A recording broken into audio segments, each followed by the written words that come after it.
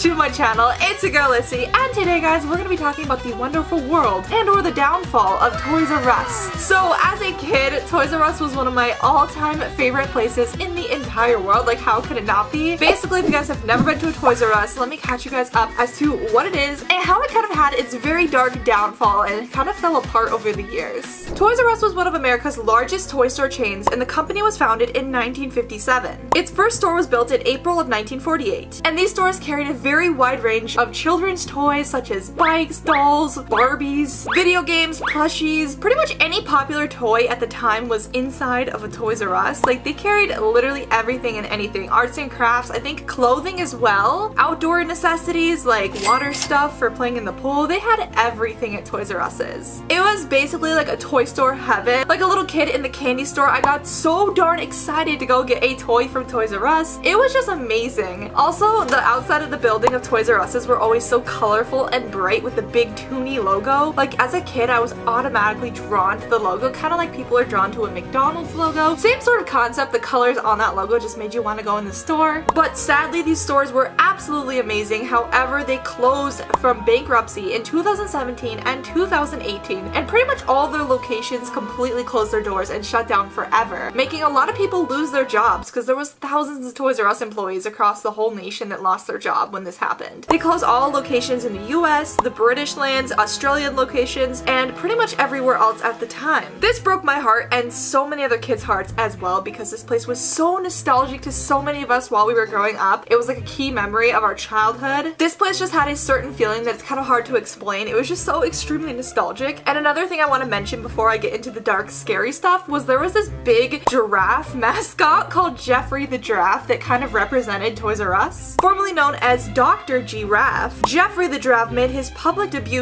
in the 1950s in print advertisements for children's. This giraffe was famous for saying the slogan of Toys R Us. This was a quote that paved his way for the future of the company. And in the 1960s, when the children's bearing town became Toys R Us, Dr. Giraffe was renamed Geoffrey and was crowned the official Toys R Us spokes animal. Geoffrey the Giraffe has been a beloved member of the Toys R Us family ever since. In the early 70s, Geoffrey introduced his family to the world. His wife Gigi, daughter Baby G, and son Junior. They rode in their family car, the Geoffrey Mobile, a double-decker bus filled by potato chips for some reason. That was kind of spontaneous and quirky. So he had a whole family of giraffes with him. During this era, Geoffrey also received a makeover with rounder eyes and spots, smaller than the past spots, and a tuft of hair added on his head. This version of Geoffrey would become the template for all other illustrated versions of Geoffrey the Giraffe to come forward in the future. And now to this day, only few locations of Toys R Us exist in the entire world. One of these locations actually just recently opened a few years ago after they all closed down in the USA's biggest mall, American Dream Mall. I actually found a TikTok, which I'm going to put here on the screen, of it opening up, and Geoffrey the Giraffe is so excited. So that's actually cool to see they finally opened one since they all went out of business. I also believe there is another location that was opened in Canada or never closed for some reason. So those are actual rarities. And not only that, recently, this is actually where I had the idea for this video. I went into Macy's and I saw that they're opening tiny Toys R Us's and almost all of the Macy's across the USA this exact like December for some reason. Like, they're opening this December for Christmas. So that is so cool to see Geoffrey the Giraffe is making his comeback. However, I saw something kind of horrifying before I get to the scariest part of the story, was that Toys R Us has a TikTok and it's really unsettling. Some of the stuff I've seen on there is actually horrifying. So I found the Toys R Us TikTok account, and it's basically an account full of just a bunch of weird videos of Geoffrey the Giraffe, whether he's dancing and singing a song or teaching us how to dance, which I find to be a really weird marketing scheme, or showing off toys that they have in their current open locations. Basically, this account is just really weird. I don't know who's running it. I don't know who's under the giraffe suit, but I kind of want to know. Because if you look at some of the TikToks, which I'm going to put here, it's just unsettling. Like, how do you not find that unsettling at all? Like, I'm gonna have nightmares of that exact TikTok. So the main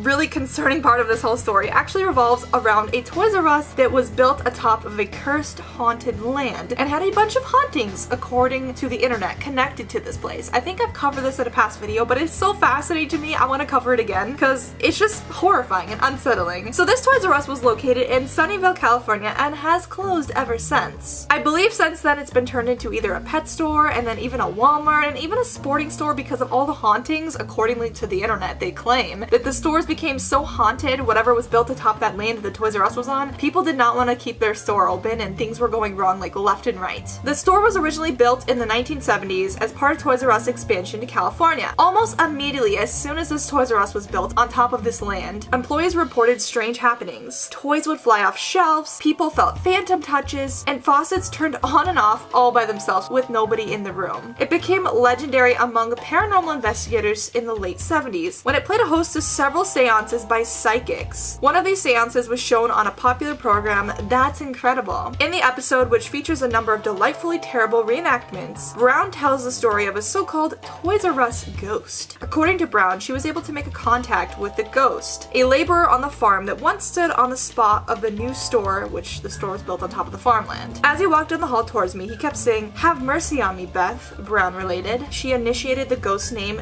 Johnny Johnson, which was creepy because the farmer who actually was on the land before was Johnny Johnson. Johnson, a traveling preacher from Sweden, sometimes worked on the Murphy farm in exchange for room and board. While working there in the 1880s, he fell in love with Murphy's daughter Elizabeth, but his love was unconditional. Elizabeth ran away with the lawyer from the East Coast, leaving Johnny brokenhearted over her completely. One day while chopping wood, Johnny's axe slipped, gouging him deep in the leg. He slowly bled to death, and his unsettled ghost has roamed the property of the land ever since, which of course where the Toys R Us was built on top. Even scarier than all that was there are videos out there documenting the hauntings of this literally alleged haunted Toys R Us. Like, there's actual video footage, which I'm gonna put some of it here on the screen for you guys. Or reportedly had lost 6 managers, so out of desperation they called me and said, "Would you please come in because we think we have a ghost."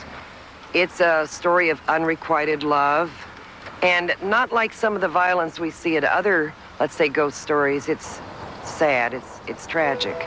So yeah, this place has made history for paranormal investigators, other YouTubers. I think big YouTubers have actually investigated the place since it's turned into other stores to see how haunted and cursed it really is after the documentary came out about it being haunted. And a lot of people who worked there were just completely traumatized. I think a few workers from the Toys R Us said that they had seen a figure of a face and a man walking amongst the store. Obviously the toys were thrown off the shelves by themselves, which really creeped out some of the toy store employees at the time. And then after that, when it became a pet store, allegedly, people saw dog toys being thrown off the shelf and just crazy creepy stuff. So that's the story of a very, very cursed Toys R Us. And honestly, it's weird but kind of fascinating. Like, I feel like I would spend the night in a haunted toy store. Comment down below, would you guys spend the night in a haunted Toys R Us, or would you guys want to be an employee working in a haunted toy store? Let me know in the comments. Anyways guys, that's some of the tea about Toys R Us and how Geoffrey the Giraffe has kind of had a glow up over time, how they've started a TikTok, and how they are finally making their comeback after they went into debt and closed all their stores, which is kind of incredible to see they're making a comeback. Let me know in the comments down below, have you guys ever been to a Toys R Us? If so, do you guys like it? Yes, no? Hopefully you do. Anyways guys, that's gonna do it for today's video. Thank you all so much for watching. It's been Lyssy, and I'll see all of you lovely people in the next video. Bye guys!